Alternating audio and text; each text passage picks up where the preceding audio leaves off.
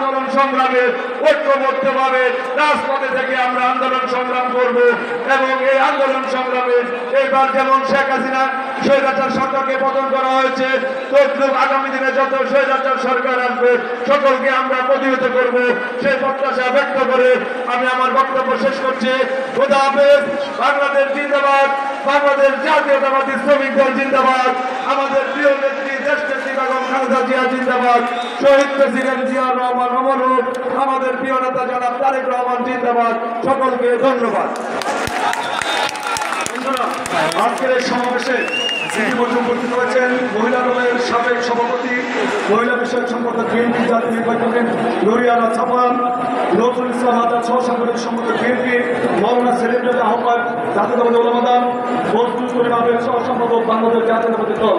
বন্ধুরা, এই পর্যায়ে বক্তব্য নিয়ে আসছেন বাংলাদেশ আমাদের